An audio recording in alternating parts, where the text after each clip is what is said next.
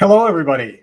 Welcome. I'm Stephen Rosenbaum. I'm the executive director of the NYC Media Lab, and we are so excited to have David Chalmers with us this morning.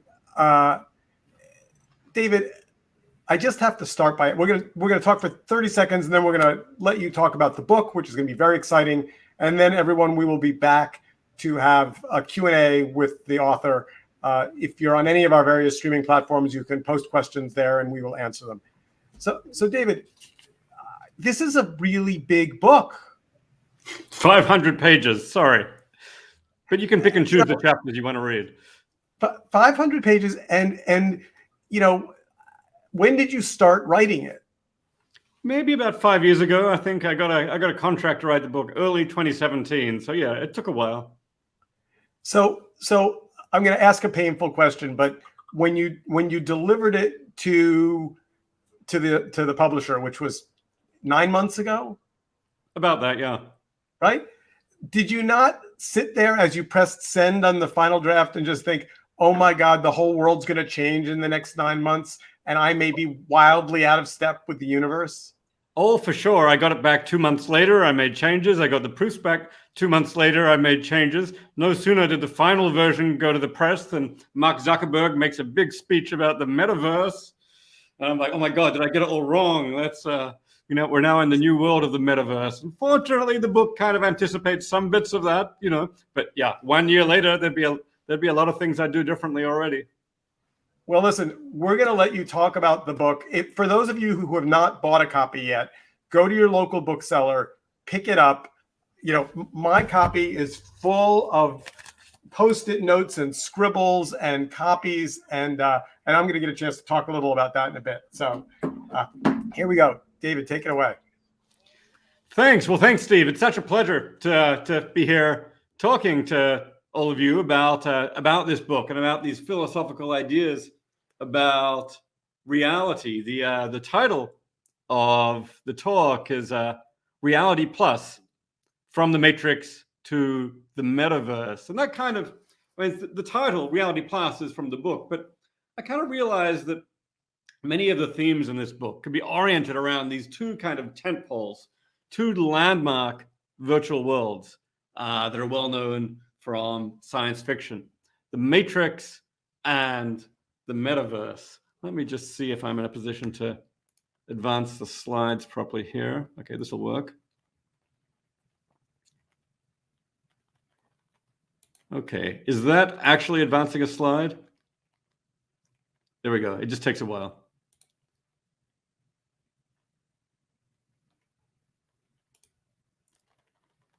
Steve, tell me what you're seeing. Are you still seeing the cover slide? Okay, I'm now seeing the book slide. It's just a long delay. Okay. Yeah, so the book is Reality Plus, Virtual Worlds and the Problems of Philosophy. And it's a philosophical analysis of virtual worlds. But yeah, the two paradigmatic virtual worlds these days in popular culture from science fiction are the Matrix and the Metaverse. The Matrix represents, the idea that the universe could be a computer simulation, sometimes called the simulation hypothesis. The first movie came out in 1999. We had the sequels in 2003. We had the fourth movie just a month or so ago now. And yeah, now for anyone, you say the Matrix, and it represents the idea, could all this turn out to be a computer simulation? So that's kind of one giant philosophical idea about virtual worlds, that the world around us could be a simulation. The other tentpole is the Metaverse. First put forward by the science fiction writer Neil Stephenson in his novel Snow Crash from 1992, where the Metaverse is basically a virtual world that people enter, spend a whole lot of their time. They build communities, they build relationships, they work, they play, and so on. It becomes almost a substitute in some ways for the physical world, or an extension of it. Of course, these days, the idea of the metaverse has become notorious from corporations getting behind it, and in particular, Mark Zuckerberg gave that speech where he renamed Facebook Meta to kind of signal their ambitions to push and to make the metaverse happen. I think in this context, what metaverse stands for is, the coming internet of virtual worlds, augmented worlds, which will eventually come to be, again, an extension of or an alternative to physical reality. We already spend much of our life on the internet. In future, we'll spend much of our life in virtual and augmented realities themselves, an extension of the internet. So the matrix stands for the simulation hypothesis. The metaverse stands for the coming technology of virtual worlds. So I'm a philosopher. So I like to define my terms when I can. So one of the key ideas here is a virtual world. Another key idea is virtual reality. I'll get to, but a virtual world is just an interactive, computer-generated world. So my first virtual world was the world of Colossal Cave Adventure. It was a text adventure that I discovered around 1976 when I was 10 years old. And you could move around in this virtual world, north, south, east, west, pick this up, drop that, and so on. No graphics, just text. But nonetheless, it was a computer-generated world that I could interact with. From there, virtual worlds of video games gradually got more sophisticated. Here's the virtual world of Space Invaders, another favorite in my teenage years. Then over time, the virtual worlds get massive multiplayer. Here's the virtual world of Warcraft, with a whole lot of people interacting in these virtual worlds with increasingly good graphics. Virtual worlds also went beyond video games. Here is the virtual world of Second Life, with a whole lot of people hanging out with avatars in a social virtual world, not particularly for any game-like purposes. I mean, you could do that if you wanted to, but you could hang out there, you could build communities, you could work, you could build relationships. This is kind of, in some ways, one step towards the metaverse idea. But these virtual worlds are not yet full-scale virtual reality because they're not immersive.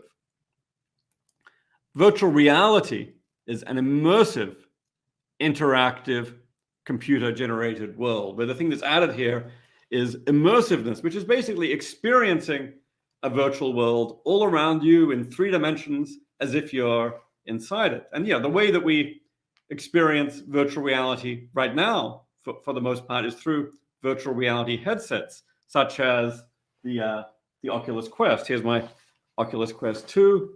I can just can put it on, enter, and suddenly, oh my God, there's a 3-dimensional world all around me with trees and mountains and information. I'm experiencing it immersively in 3D from the inside. And virtual reality technology is just now getting seriously off the ground in a way which is both powerful and available to consumers. Here's another shot of the Oculus Quest 2. Here's a game inside the Oculus Quest, the Beat Saber, when you just kind of slashing. So you got some lightsabers you're using to slash cubes to music. It's pretty enjoyable. Here is a social virtual reality world. I think no single social world in VR has yet become dominant, but this is perhaps the most popular. VR chat, where people can adopt all kinds of crazy avatars and interact and hang out in virtual world. Meta has their own virtual world, Horizon Worlds, that's just getting off the ground. Here's augmented reality technology, a close cousin, where you've got something like a glasses form factor, and you interact with virtual objects mixed in with the physical world. Here you're seeing the physical world, but augmented by virtual objects. I mean, everybody got a taste of this a few years ago with the Pokemon Go craze, augmenting the physical world of these Pokemon Go creatures, virtual digital creatures hanging out in the middle of the physical world. And this technology is moving fast too. So all of this I think of as a project in technophilosophy. I want to use philosophy to shed light on technology, but I also want to use technology to shed light on philosophy. Technophilosophy as I understand it. It's all about a two-way interaction between these. So I want to think philosophically about virtual reality technology here. Where is it going? What's it going to mean in our lives? Is virtual reality real? Can we lead a meaningful life there? But at the same time, I want to use technology to shed light on philosophy. I think that actually thinking about these artificial realities and these virtual realities is a great tool for thinking about reality in general. How do we know anything about reality? What is reality? What's the relationship between mind and body? What is it to lead a good life? So I'm really interested in the two-way interaction between these things, where here the key technology I'll be concerned with is VR technology and virtual world technology more generally. I mean, other technologies come up along the way, AI, smartphones, the internet, deepfakes, and so on. But the core case will be virtual worlds. My central thesis is that virtual reality is genuine reality. It's not a fake, second-class, fictional, illusory reality, as is very often said. I'm going to say virtual reality is genuine reality, just as real as physical reality. It's different from physical reality. It's ultimately a digital reality, but it's just as real, and in many respects on a par in principle. This thesis breaks down into three sub-theses, each of which I'll talk about in what follows. Virtual reality is not an illusion or a fiction. You have non-illusory, it's real things are going on, they're really happening, and your perception of them is not an illusion. We can, in principle, lead a meaningful life in virtual reality. It's not to say it'll be a utopia. It may be awful. The physical world can be wonderful, it can be awful. But I think the full range of experience is available in virtual worlds, just as it is in physical worlds. Furthermore, it might even be that genuine reality, the reality we're familiar with, is actually a kind of virtual reality already. I'm not saying it is. I'm not saying that we definitely or even probably live in a computer simulation, but I think there's some significant chance, and it's certainly something that we can't rule out. So those are actually going to be the three theses that I explore in three parts in what follows. I'm going to anchor this to the first half will be anchored to the Matrix. The second half will be anchored to the Metaverse. In the first half, we're going to be kind of taking the very way out science fiction idea that we might be living in a computer simulation. And I'll be arguing that we should be taking that seriously, given this technology. I'll also be arguing that if we're in a simulation, all this is still real. Then in the second half, I'm going to move to the Metaverse, the more practical virtual reality technology that's coming in the next decades. And I'm going to extend my conclusions about the Matrix to argue that if we're in the Metaverse, things are still real, and we can actually live a meaningful life in Metaverse-style virtual reality. So that's the plan of what's to come. Okay, so I'll start with the Matrix and with the idea that the universe is a simulation. The Matrix movies are a wonderful illustration of what's often called now the simulation hypothesis, the hypothesis that we are, in fact, living in, connected to a giant computer simulation of reality. So the simulation hypothesis is we are actually inhabiting a lifelong computer simulation of reality, getting our sensory inputs from there, sending our actions back there.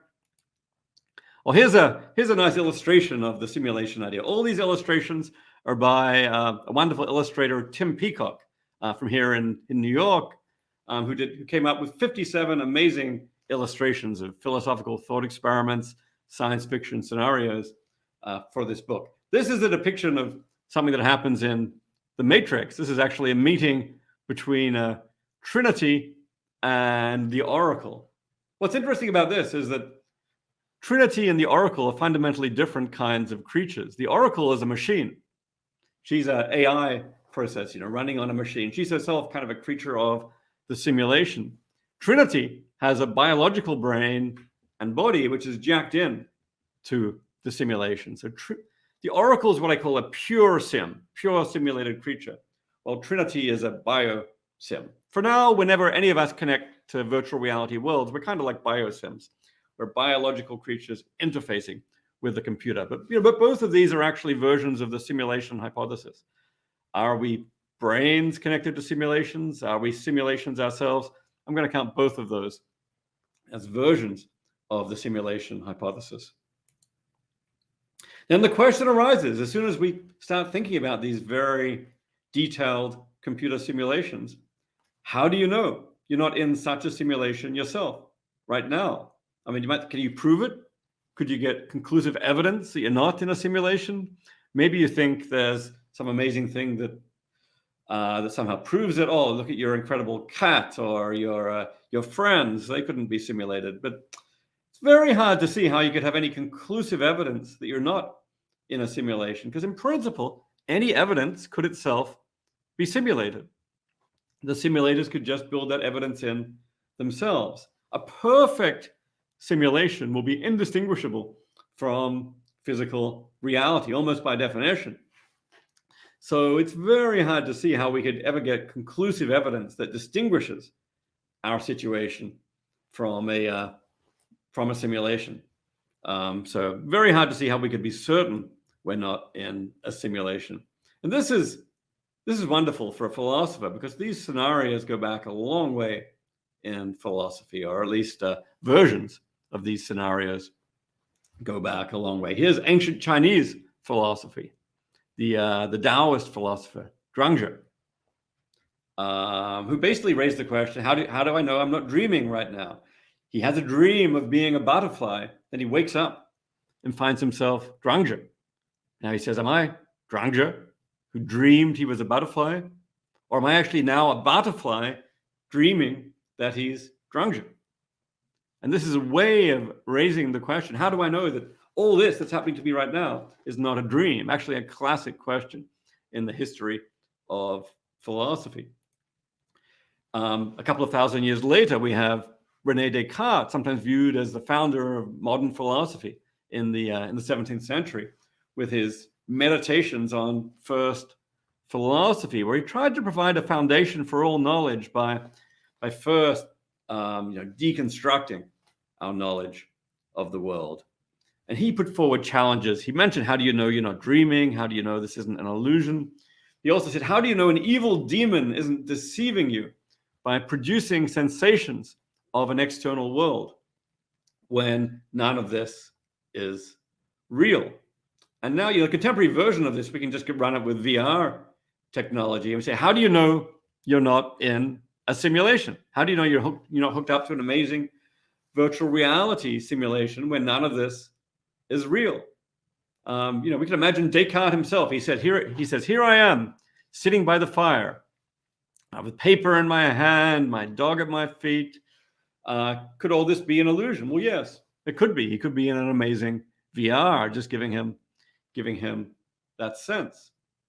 Or here is the evil demon hypothesis with a high-tech evil demon. This evil demon works through a computer simulation, and it sends you all these sensory inputs. You're in fact just a brain in a vat getting all these sensory inputs.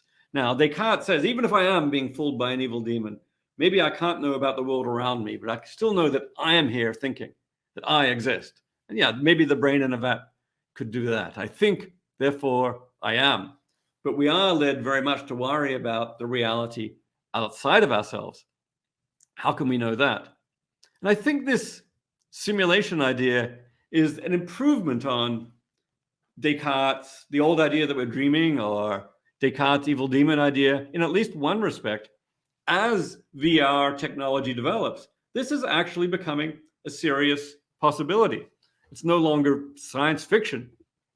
We think, I suppose in principle, there could be such a simulation. We are actually developing this technology now. And it's true, we don't right now have perfect simulations of the physical world, but give it a few decades or a century, it won't surprise me at all if we have indistinguishable world simulations. That makes this then once we have that makes this a very live possibility. How do you know? We can actually put people in such simulations. How do you know that we aren't in one already. The philosopher Nick Bostrom has extended this a bit further by saying that, by observing that there may be many simulations created in the history of the world. It may be that simulated worlds greatly outnumber unsimulated worlds. Simulated beings greatly outnumber unsimulated beings. Once you start looking at it that way, there's maybe, a whole bunch of simulated beings with experiences like mine. At most, maybe one unsimulated being. What are the odds that I'm one of the lucky ones at level 0? Maybe actually quite low. Well, here's a slide of Bertrand Russell and Bostrom in conversation. And Bertrand Russell says, surely the simplest hypothesis is that we're in ordinary reality. But Bostrom points out, well, actually, there may be many more simulations. And here we get to see them having this conversation in virtual worlds many more times than happens in unsimulated reality. So I take the upshot of all this to be that at the very least, we can't know we're not in a simulation. I'm not going to make the stronger claim that I'm not going to say we're definitely in a simulation, but I think the technology makes the simulation hypothesis such now a live possibility that there's no way for us to know that we're not in a simulation. So you might think, okay, that's bad news. We might be in a simulation. That's not good. But actually, this is meant to be a bad news, good news story. So, okay, well, let me just extend the bad news for a moment before getting to the good news. Take that claim that we can't know we're not in a simulation. Then the traditional argument would then combine this with the claim that if we're in a simulation, nothing is real. Simulations are illusions. And that argument would then conclude, this conclusion 3, we can't know anything is real. So we put together the claim, you can't rule out that we're in a simulation. Simulations aren't real. Therefore, we can't know anything is real. That's called philosophical skepticism about the external world. No knowledge of external reality. So that's really bad news. And it kind of rests on this common claim, this common view that simulations are illusions and that virtual reality is illusory reality. Once you accept that, then things really start to go haywire.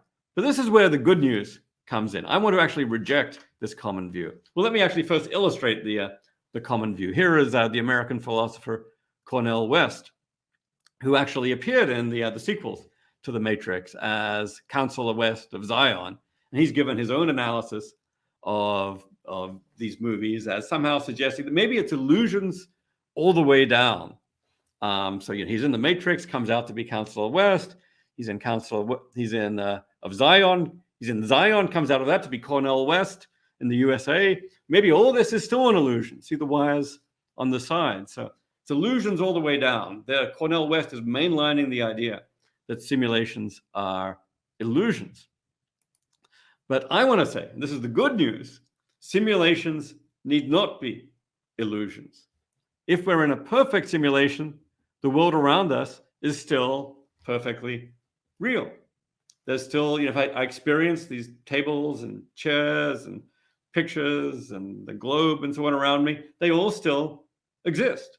It's just they're digital objects, but they're no less real for that.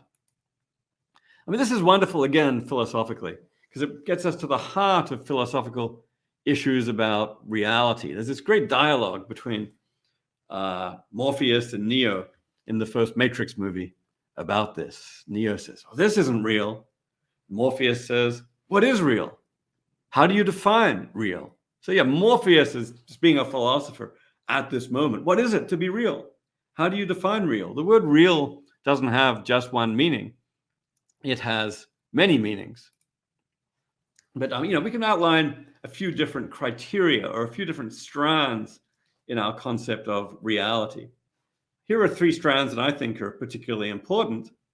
First, something is real if it makes a difference in the world, if it has causal powers in reality. It can actually affect things. Second, something is real if it's not all in the mind. If something's just in the mind, like a dream, then we give it a lower grade of reality. But if it exists outside our minds, that's a higher grade of reality. And third, something is real if it's not an illusion. If it seems to you there's an elephant there, but there's not an elephant there, that's an illusion. So all these three strands are really important for something being real. I want to argue that if we're in a simulation or even in a virtual reality, the objects around us are real by all three of these criterion. I want to say the objects around us, if we're in a simulation, okay, well, they're digital objects, ultimately made of computational processes running on a computer with the interplay of bits, but they make a difference. And, the chairs affect the table, they affect me. They're not all in the mind. They can still exist even if we leave the simulation, and they're not an illusion. It seems to me that there's a table here and some books and a globe, and there really are those things. There really is a table, some books, a globe. Yeah, those are digital objects, but I want to say being digital is no worse than being made of quantum mechanics. It's still a way of being perfectly real. Tables in a quantum mechanical world are still real. Same in a digital world. So I want to say the simulation hypothesis is a version of what's sometimes called in physics the it from bit hypothesis, that everything in the physical world is made of bits. It's an idea sometimes entertained by physicists and not generally regarded as a hypothesis where nothing is real. The objects are real, they're just made of bits. Here's an illustration of God creating an it from bit universe. On the left, we have a traditional God. On the right, we have a simulation style God or simulator. On the left, God says, let there be bits, create some bits. And from those bits, they constitute tables, chairs, horses, cars, and so on. On the right, we have a simulator God. Maybe it's a teenage hacker in the next universe up, but they create the bits. They start the simulation. They arrange the bits. From the bits, you get tables, chairs, trees, dolphins, and so on. I want to argue these are basically equivalent. You can create a digital world. The objects in it are still real. So that's what I want to say about the simulation hypothesis. Yes, we could be in a simulation. I can't rule it out. But even if we are in a simulation, things are still perfectly real. People still exist. Steve still exists. The buildings around me in New York, they still exist. Yes, it's all ultimately digital, but it's still real. Okay, so that's the end of the matrix part, and that gets us halfway to our conclusion that virtual reality is genuine reality.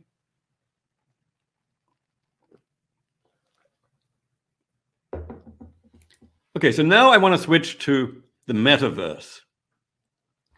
What is the metaverse? I mean, the term now is really fairly contested, and there's any number of think pieces coming out by saying, what exactly is this vision of the metaverse, and is it a good or a bad thing?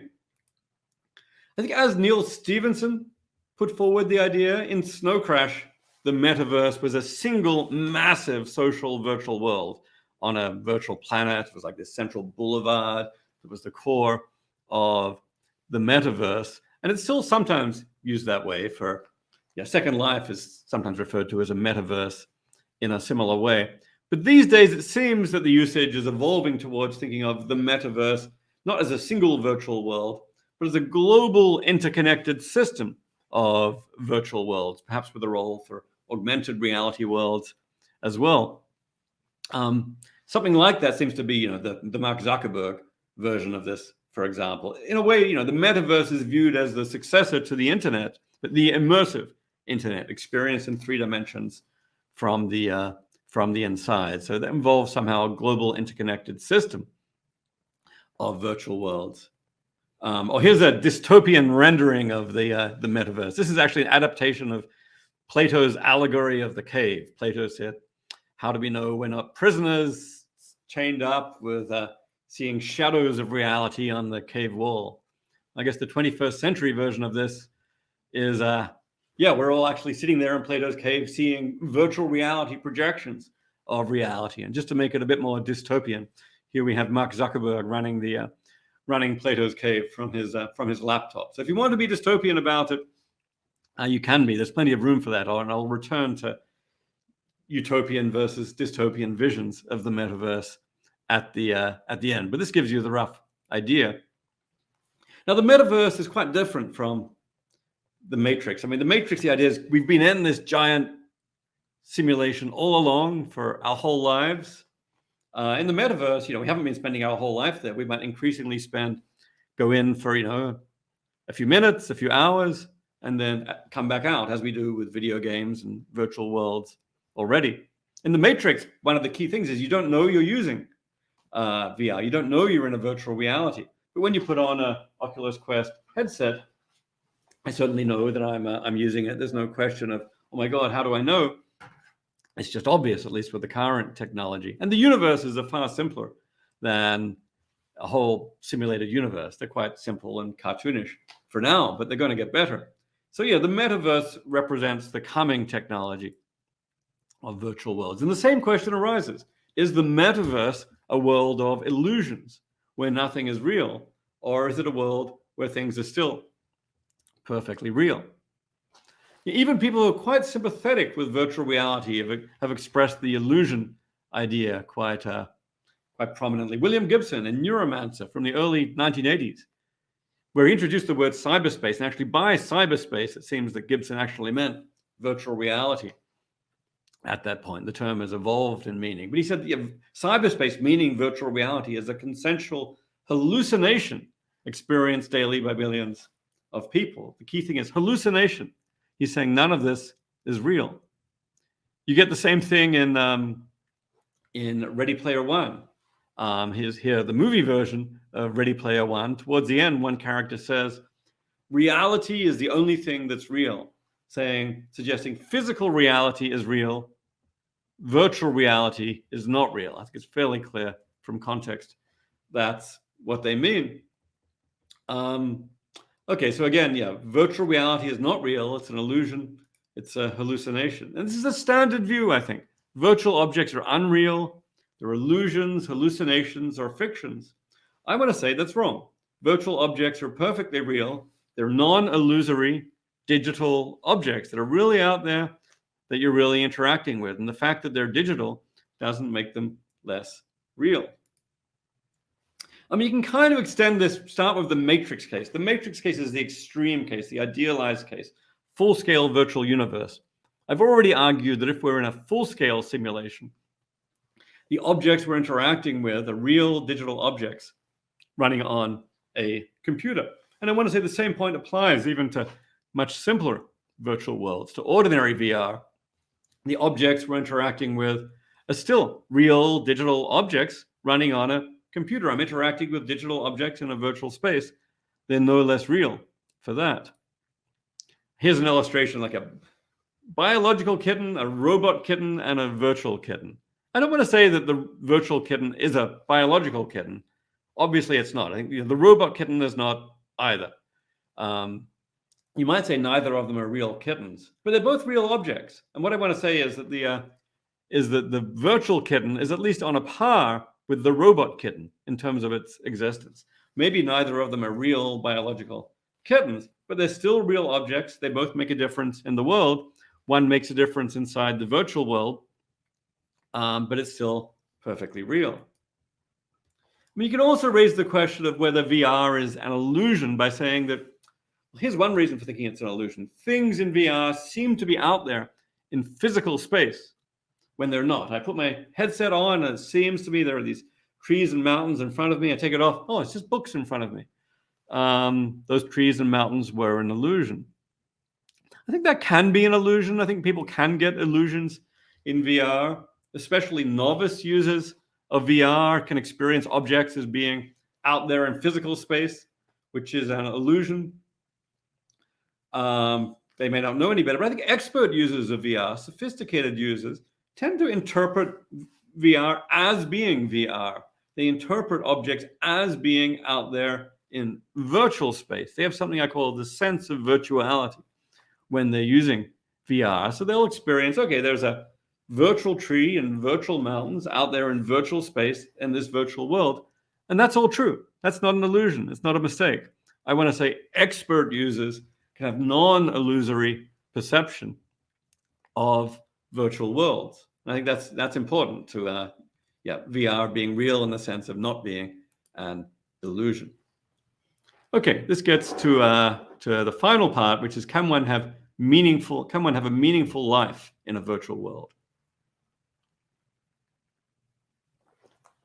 One way to put this question is, can life in VR be as good or better than life in non-virtual reality? I don't want to say it's automatically a utopia, but I want to say the same range is available. There's a long history of philosophers and others arguing against this. The philosopher Robert Nozick introduced his parable of the experience machine.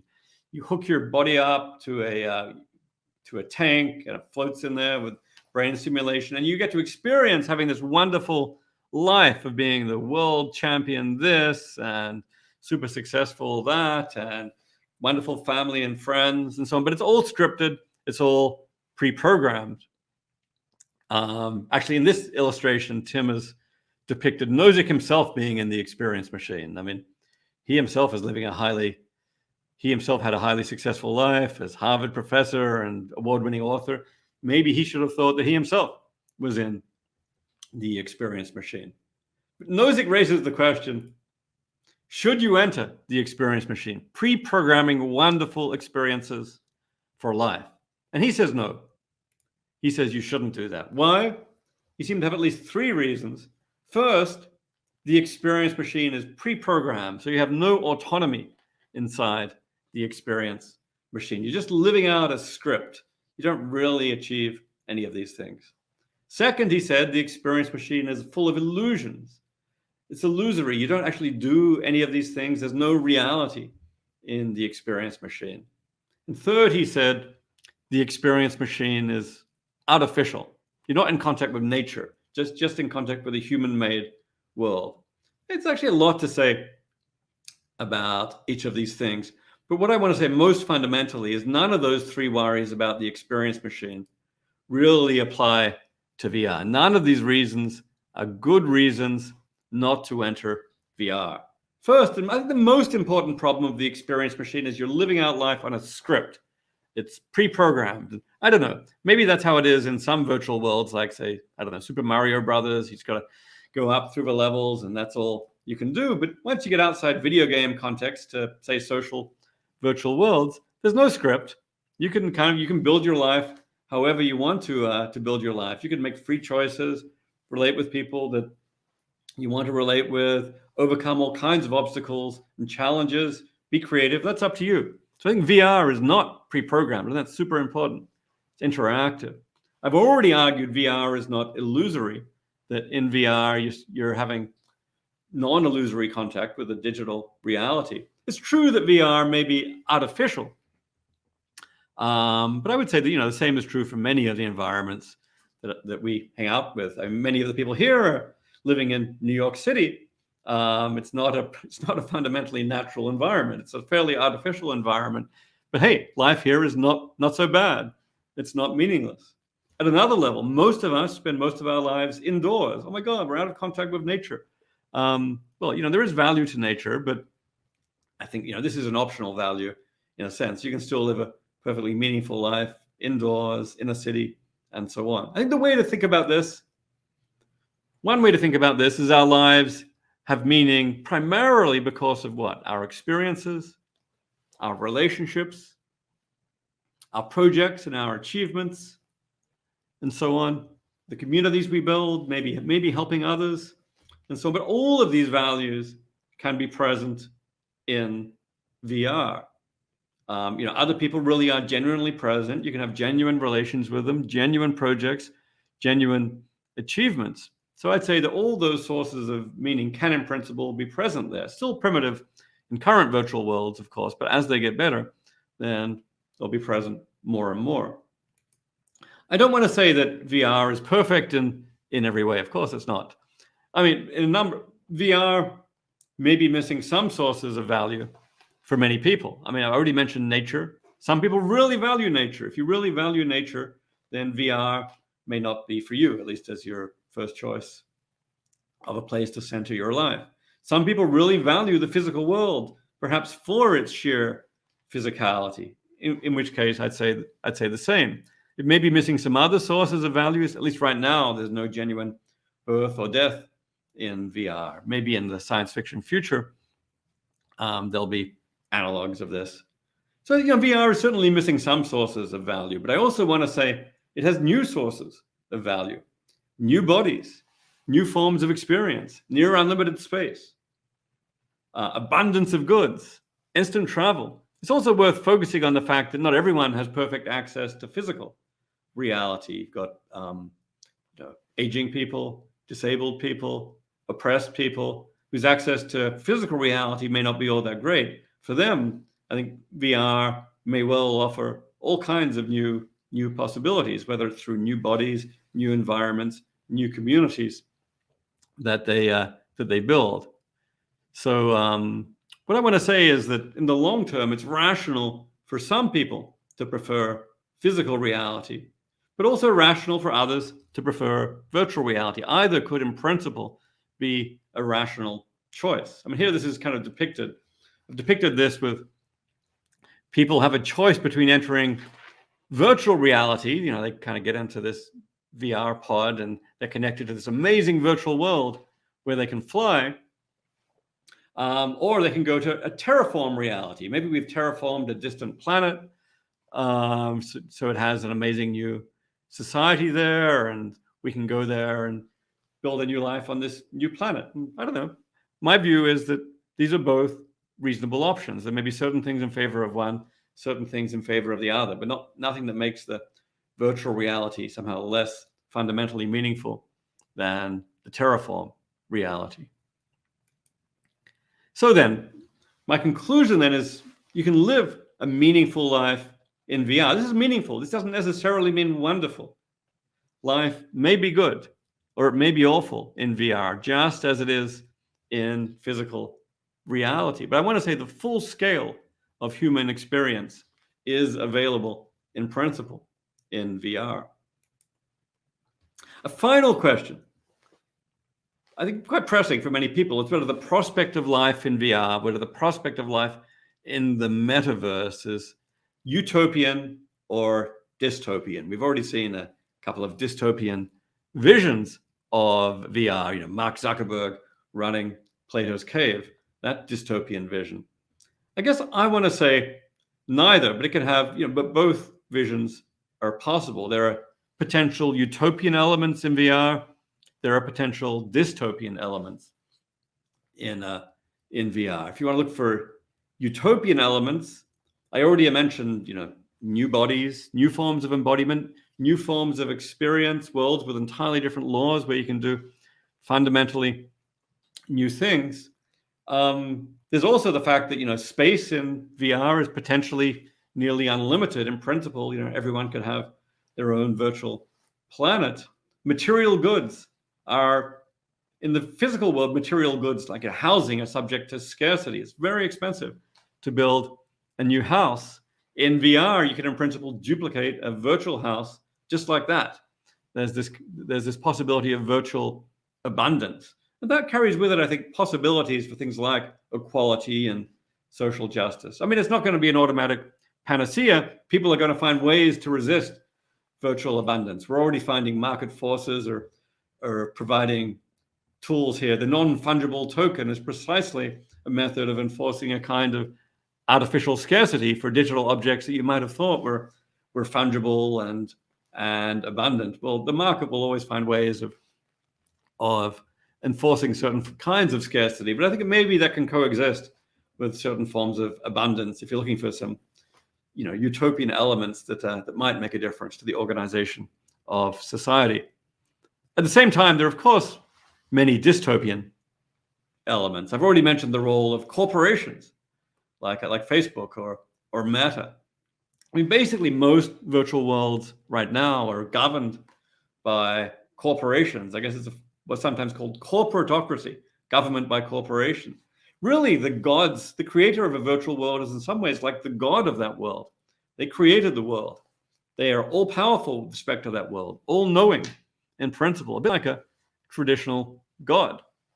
This leads to, possible omniscience, possible omnipotence. I mean, maybe we'll have Apple reality and Facebook reality and Google reality, each controlled by these corporations. And if you thought that privacy and manipulation issues were serious just with social media, wait till corporations like this are controlling the entire world around you. I think that just raises the stakes. So I hope very much there are going to be non-corporate models of virtual worlds. There'll be an open metaverse, of which corporates own certain corners, perhaps, of the metaverse, but which much of the metaverse involves virtual worlds, which are user-governed, user-controlled. There's also issues about unequal access. I mean, it's just guaranteed that the forces of inequality in the non-virtual world are going to extend into the virtual world. New issues will come along as well, like potential neglect of the physical world. There's no recommendation here that we abandon the physical world. That would be crazy. There's only one of those physical worlds. We have to take care of it. So I'm not making any predictions about where we will end up on the utopia versus dystopia scale. If I had to guess, I'd say the metaverse will be like the internet. It'll bring wonderful things. It'll bring awful things. I think with the internet, the net value has been positive. I hope that with the metaverse, the net value will be positive too. Anyway, to sum up, my conclusion, I'll repeat, virtual reality is genuine reality. I think the rest is up to us. Thank you. Fantastic. I have so many questions I want to ask you, and I'm almost not sure where to start, but I'll start with an easy one. Would you deny that there is a possibility that you're in fact Neo? That I'm in fact Neo. Does that mean I'm in fact the savior and the one and the ultimate savior of the universe? That way megalomania lies. What is involved in being Neo? Do I have to be like Keanu Reeves in reality? That'd be cool. Well, there's a reason I asked the question the way I did. So for those of you who've not read the book yet, and I strongly encourage you to go out and get it, the book's a little devious. And I say devious because it's written in a conversational language. It uses pop culture. It connects with people's memories, but it also takes on these big, gnarly questions. So what makes it both accessible and complicated? And I assume that was a strategy. Mm-hmm. I wanted the book to be totally accessible to anybody, but at the same time to be a totally serious work of philosophy. These are some of my best ideas about philosophical questions. And yeah, the ideas are, I'd like to think, totally meaty, but nonetheless, I would like to think approached in a way that anyone can appreciate. So I'm going to ask you to kind of pull away the curtain. So in my preparing to visit with you, I've read lots of people talking about you. You have fans. You have passionate fans. You also have detractors, both in Twitter and in academia and around. Share one of the most, I don't say legitimate, most impactful criticisms of your work that caused you to take pause. Oh, I don't know. I mean, I've worked for years on the topic of consciousness, and for decades I worked on consciousness, and yeah, my ideas there have been somewhat controversial. I've argued that neuroscience on its own can't explain consciousness. We need to go beyond it to explain consciousness. Some people like that, some people hate it. Some people view it as anti-science. I certainly don't view it as anti-science. I've always tried to advocate that this is, that we can use these ideas actually to help kickstart the science of consciousness. And actually, the science of consciousness has ended up going in some ways, compatible with the directions I predicted 30 odd years ago. But now, yeah, these issues now with virtual worlds are new. One thing I'm certainly finding, these ideas are philosophical, but they're also practical. I'm often led to these ideas with the philosophy coming first, but then it's like all this actually matters in people's lives, and especially when this is technology. Everybody cares about the technology that's coming. So one thing I've learned is that some people have a viscerally negative reaction to the whole idea of spending time in virtual reality. It's almost automatically dystopian. And even if I give arguments against it, then okay, then maybe they don't so much refute the arguments as say, come on, that's just that's just horrible. It's dystopian. If you're predicting that life in VR is okay, something has gone wrong. And I guess I've learned to appreciate that reaction. It's not the reaction. It doesn't quite reflect my own value system, but I think, some people are having that reaction. This is predicting an outcome that we don't want to be our future. So I think it's very important that, physical reality, the recommendation is not abandon physical reality for virtual reality. It's rather virtual realities will be available for a meaningful life for people for whom that's going to be valuable. But nobody should be forced into VR any more than anyone should be forced into a city. And I probably could have done more in the book to make that to put some of the cautions about VR front and center, because especially now in light of all these metaverse announcements, those cautions, the potential perils of VR as well as the promises are very front and center in people's minds. Well, I can't help but wonder if we were doing this a year from today, if you and I would both be like this, but certainly not at the moment. All right. So you use this phrase, good life, a lot. So I want to dig into that for a second. What do you mean? Are you a good person? Does a good life mean good work? Can you lead a good life and be a bank robber or someone who cheats on their significant other or a jaywalker? What do you have to do to lead a good life?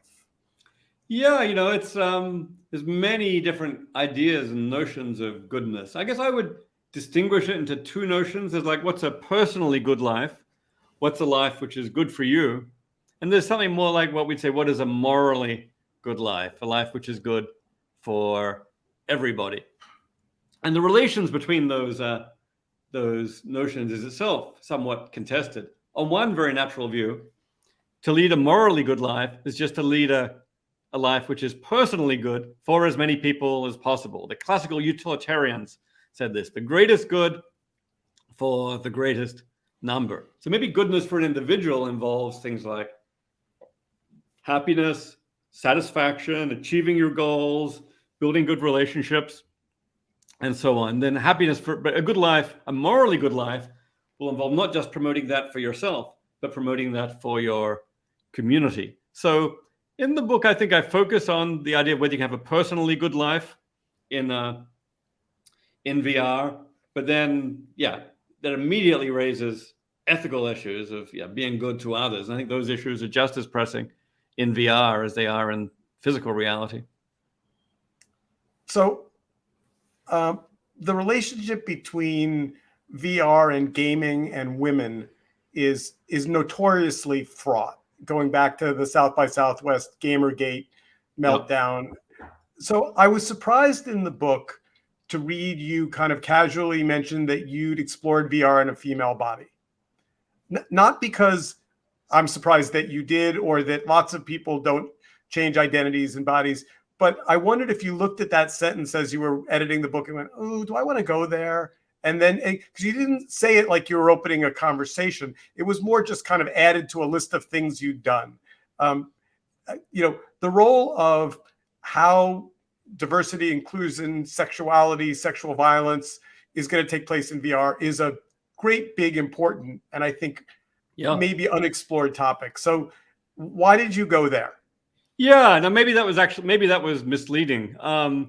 This was an experience, one of my early experiences in VR. I visited the virtual reality lab of Betty Moeller-Tesch, who's one of the leading kind of psychological researchers on VR. Had a lab in Germany, and she put me through different experiences in VR where I got to inhabit different bodies. She did lots of experiments on people's experience of different body types. So maybe you experience a heavier body or a thinner body or a male typical body or a female typical body.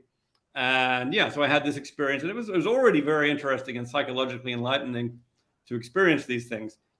Some people, as a matter of course, choose avatars of all kinds of different body types and expressions of all kinds of different gender identities. I've got to say, when I hang out in social virtual worlds, my avatars are usually kind of boring. They're fairly male typical. They got long gray hair. They might wear a jacket. So But on the other hand, look, it is obviously true that people are using virtual worlds to experiment with identity. You go into something like VR chat, you see some amazing avatars. People are experimenting, at the very least, with experiencing different gender identities, different social identities. I did an interview with the New York Times the other day talking about the role of clothing in VR. And this is, I think it's becoming a super important for many people, I think, who are sometimes experimenting with different identities in virtual worlds is a preliminary to doing that in physical worlds and can be super helpful. But there are also major downsides as people start to value their bodies in VR more and more. Things like there are assaults in VR. There have been virtual sexual assaults, which assaults to virtual bodies that people actually experience as traumatic. And I think this is a product of, the fact that virtual bodies can in fact be very real and very, very important to people. So I think as we recognize that, these virtual realities, I had a piece about this just came out in Wired last week, actually, called what should be considered a crime in the metaverse, saying the best way to make sense of people's attitude towards their bodies and their identities in virtual worlds is to recognize that, virtual reality really is a kind of genuine reality, and our legal and moral systems need to take that seriously. All right, we have time for a couple of questions, and I just want to make sure the audience gets a chance to ask. So let's just go. This is Michelle Johnson, who says, would you say people's initial visceral reaction come from the reality we live in now of capitalistic exploitation and inequity, and seeing that already happened via things like NFTs, as you said? I think that's one possible visceral reaction. I think there's a more basic visceral reaction that might be, oh my God, it's not physical. I don't really have none of this is real. But I think this one is actually in some ways a more reasoned reaction, and it's natural. We see capitalistic exploitation and inequity everywhere. We expect that new technologies are going very frequently to further that exploitation and inequity, because we've seen it happen so many times before. This one says we're already seeing this happen. So this isn't so much what I would put under the visceral reaction. I would put this under the reasoned reaction. This is something that we totally have to worry about, and I hope that it's possible to direct VR. I mean, look, of course it's going to be exploited capitalistically, and of course there's going to be inequity, but I hope it's also possible to develop it in ways that reduce exploitation and that achieve new forms of social justice and equality. So the visceral reactions I'm thinking of as the pre-rational reactions. I think this is actually a highly rational reaction. All right, here's a question from Patrick Bender. So Patrick says, do you find the notion of presence as explored by Mel Slater in VR literature, what is it like to be there, to be useful for understanding VR, AR? And what about the attempts to measure presence? It's super useful. And in fact, I've talked with Mel Slater a lot. I'm just going back and forth with him this week, in fact, on some projects. And I think, it's very clear that one of the crucial things that VR does for you is give you this sense of presence at the center of a virtual world. The only thing I want to disagree with Mel about here is he cashes out presence as a kind of illusion. He talked about the place illusion, the illusion that you're in this place at the center of a virtual world.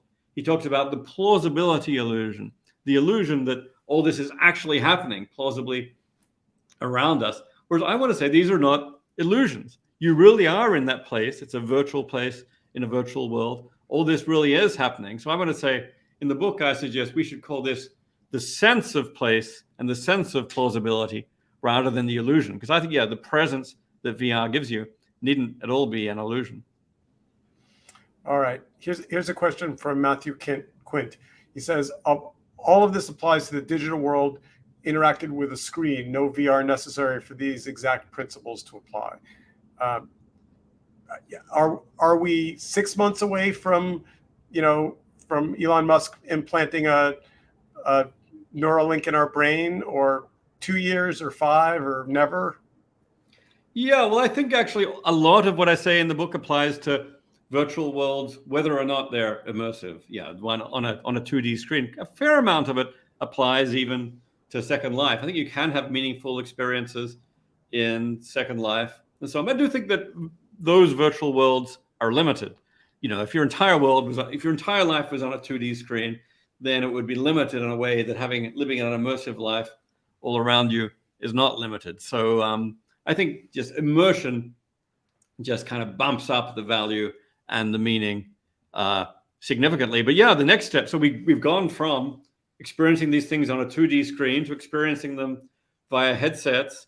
Coming soon is experiencing them via glasses. And then the next step after that is probably brain-computer interfaces where the virtual world interacts directly with what's going on inside the head. And if we ever really want to crack, one of the biggest challenges here is embodiment and the sense of one's body. Vision and hearing turn out to be easy with VR, but sense of one's body is much harder. And that's probably going to require, Elon Musk style brain-computer interfaces. And that's probably really good brain-computer interfaces are probably decades down the track. But by 2050 or 2060, who knows what might be possible. All right, so I'm going to make my final closing pitch. I have a deep-seated belief that the reason we buy books, both from our friends and our colleagues and in ideas we're interested in, yes, we want to read them, and I often read my friends' books. Sometimes I just don't have the bandwidth. I buy them anyway. And the reason I do that is because it is the least expensive way to support good thinking. So if you say, wow, 500 pages, I'm not sure I'm going to get through 500 pages right now, I'll buy it. Buy it today. This is my pitch. Buy it today because this kind of thinking is important and valuable. And David Chalmers, thank you so much for taking your time today to be with the NYC Media Lab. Deeply appreciated. And we hope to see you in person or virtually or both in the near future. Thank you.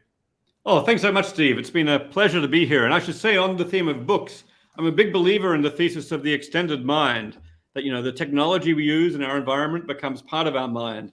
That just by having this book in your environment, unopened, you may already become a smarter person and browse through it from time to time. Your mind may be extending. So I'm all on board with your thesis, Steve, that books extend the mind. Thank you very much. We'll see you soon. Bye, everybody. Cheers.